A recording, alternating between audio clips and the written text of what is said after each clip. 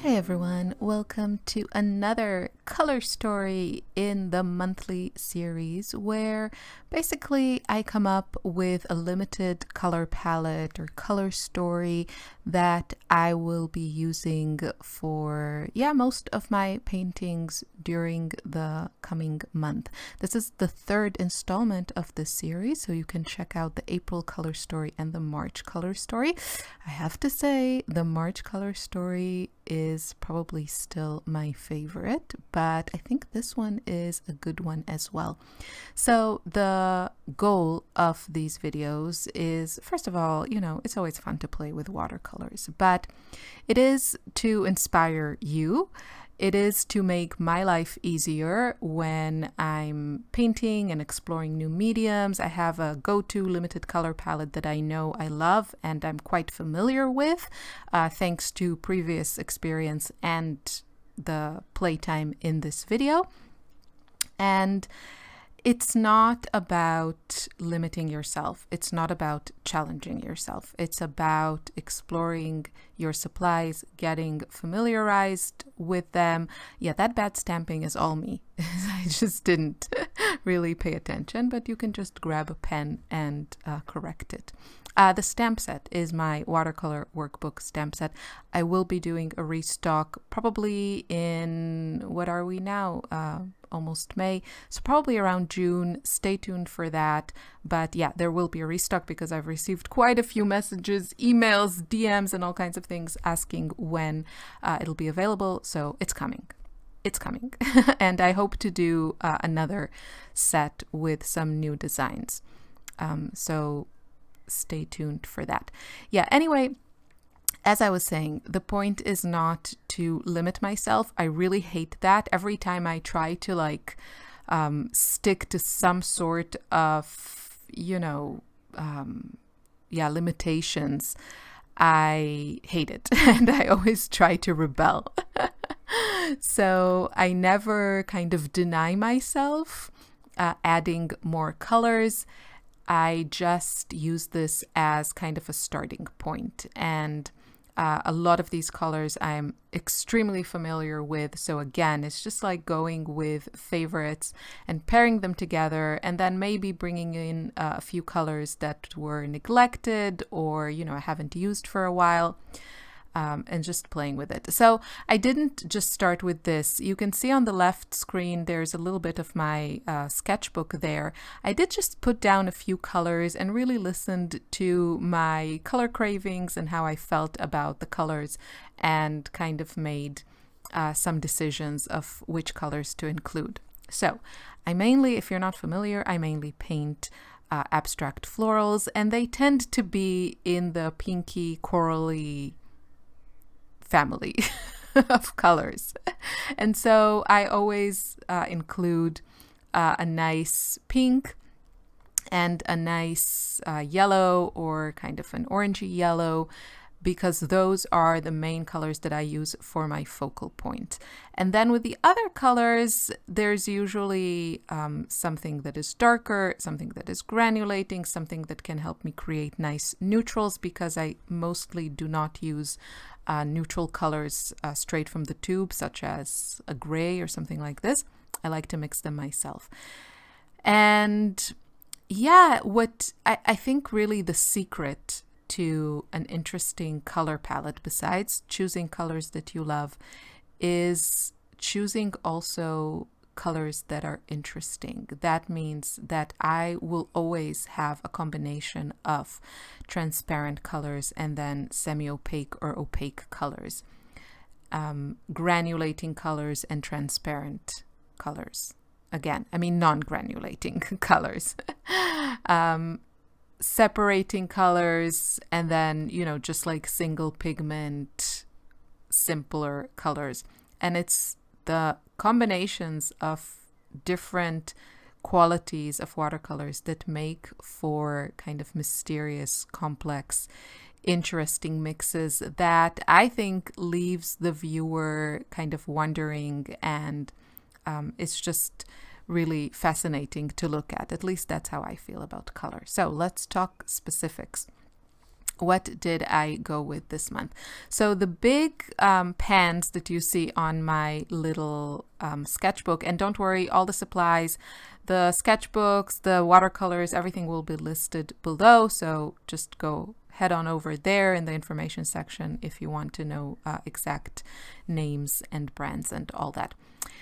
My pink, that glorious glowing pink, is Holbein's Opera pink, which is probably my favorite opera pink. I don't like the Daniel Smith one, but the Holbein has a bit more depth. It's more of like an opera rose, I would say, and it is glorious, and it just makes the most luscious, corally, like luminous mixtures. Next to it, we have, I'm bringing back my Lukas Naples yellow reddish, which is kind of an orangey yellow that is also a little bit opaque. So it just makes the most beautiful mixes with my pinks. I have also a supporting pink, because you can never have too much pink, which is the Holbein Bright Rose. And I don't mind including colors that are close to each other. For me, especially with something like pink, that is a very central color, I embrace having different shades. Of course, you can just go with, opera and then maybe add a teeny bit of like ultramarine blue to make it look more like a bright rose. I decided I really wanted to include lavender in this month's mixture. It's such a pretty color. I have right now in my palette, I think the Daniel Smith version, which I do like because it's just slightly more transparent than the other versions that I've tried, but I kind of like them all. So Holbein makes one, that means that probably Shinhan makes one because they have the same color selection. And my kind of go-to watercolors these days, unless I want like a special color from Daniel Smith, is Rembrandt. And in this specific case of lavender, also Van Gogh, the student grade or more affordable line from Royal Talents, which make Rembrandt, also make a great lavender that will cost you like nothing. And it's just, lavender is usually, for most brands, it's just like ultramarine blue and white, or then sometimes I think some brands add a little bit of purple, but it's a really basic color with basic pigments. And I really recommend, if you want to save money on watercolors or if you're on a budget, this is exactly the kind of color that you can save on, and go with something like Van Gogh that a pan costs like, I don't know, €1.50 or something like this. And a 10 milliliter tube costs like €2 or €3. So yeah, but I love it. You can make it if you have white in your palette, if you have ultramarine in your palette, you can make it, but I use it as a convenience color. Okay, so now the mixes. Again, what I like to talk about whenever I talk about color mixing and all that stuff is that you want to really pay attention to the different shades that you can achieve. And what you want to make is a mental note or an actual note of which exact ratio or, which exact section of that mixing scale gives you the feels, like makes your heart sing, because that's really I think the key to discovering your own color story. And for me, for example, I have these 3 mixing samples. The one on the left is lavender with the Lukas Naples yellow reddish, and those colors next to the Naples yellow reddish, which I love as is, are doing nothing for me, but I really love just adding a little bit of it to lavender to kind of neutralize it. And these 2 colors I think really do completely neutralize each other, and you get a really lovely lighter gray that I think will work really well with my florals. Then in the middle we have, I didn't mention all the colors, sorry. So back to which colors I'm using. I have olive green from Daniel Smith, which is a beautiful, as you can see, a really luminous green. That's on the top row of my little pans there. And then the bottom row from left to right, we have Holbein Bright Rose. Then next to it, Daniel Smith Lavender. In the middle, we have Cobalt Teal or Turquoise. I'm not sure which brand is in my palette currently. It might be Daniel Smith. So theirs is called Cobalt Teal Blue, if I'm not mistaken. You want to look for the pigment PG50. And that would be an accent color for me. And then next to it, a newer addition or like a neglected color, we have, what are you called? Zoisite. Yeah, Zoisite by Daniel Smith, which is a gorgeous, very muted green that has incredible granulation. So you know that if you're going to add it to anything, you will get really interesting mixtures. And then the last, that luminous, beautiful color is Qor Quinacridone Gold. And again, I enjoy having colors that I love in kind of different intensity. So what I mean is, for example, Quinacridone Gold is a very luminous, strong, intense color. And to me, it's a great complement to the calmer, slightly more muted Lukas Naples yellow reddish.